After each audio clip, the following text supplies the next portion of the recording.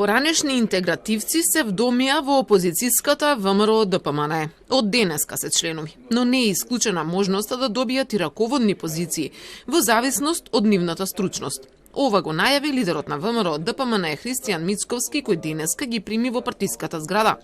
Ќе бидат интегрирани сите оние кои што ги се приклучуваат кон овој опозицијски блок, а директно во ВМРО ДПМН во рамките на општинските, местните комитети, комисиите на партијата, зашто да не централниот комитет, зашто да не некогаш извршниот комитет, конгресот како што веќе го споменавте, а сите оние политички партии кои што нема да се интегрираат во ВМРО ДПМН, а ќе даваат поддршка на активностите на ВМРО ДПМН, ќе бидат дел од овој поширок опозицијски блок. Ова што се случува е со подкуп, закана и уцена, велат од Интегра. Според нивниот лидер, дел од одметниците се веќе разрешени уште минатиот месец, а дел добиле време да одлучат што понатаму. ДПМН во својата немоќ да се поврати од пропаст прибегнува кон подли методи на клиентелистички подкуп, уцени и закани кон лидерството на Интегра, свесни дека како партија и идеологија го губат тлото под нозете и дека Интегра го презема приматот во опозицијата врз македонските национални интереси.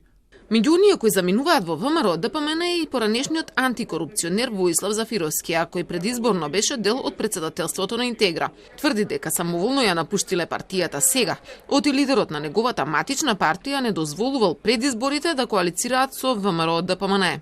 Да се случува после изборите, затоа што едноставно во рамките на партијата апсолутно, говорам за Интегра, апсолутно немаше никаква расположба да се разговара и да се преговара за каква и да е коалиција.